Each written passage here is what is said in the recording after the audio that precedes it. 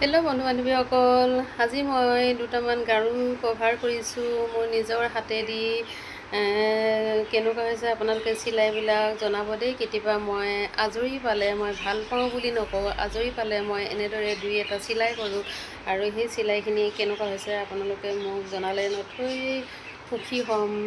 এনেদৰে কেতিয়াবা সময়বিলাক মই পাৰ কৰোঁ। মোৰ যেতিয়া আজৰি পাওঁ, এনি টাইম মই নাপাওঁ সময়, যিখিনি সময় পাওঁ মই সেইখিনি সময়তে মই নিজে ভাল লগা কামখিনি কৰিবৰ কাৰণে চেষ্টা কৰোঁ।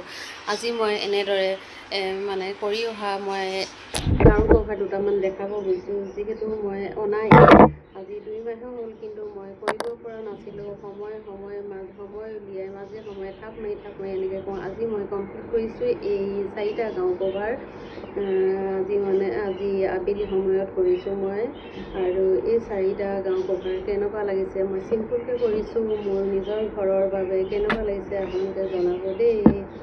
মই ভাল লাগে বুলি নকওঁ, কিন্তু সময় পালে মই এনেকৈ কৰিবলৈ মই ভাল পাওঁ। সময়খিনি যিহেতু কিবা এখন ব্যৱহাৰ কৰিব পাৰিলে ভাল লাগে। এয়ে মই নিজে চিলাই কৰা হাতৰ। এইটো অলপমান মই যিহেতু লং হৈছে, অলপ ডাঙৰ হৈছে কৰা।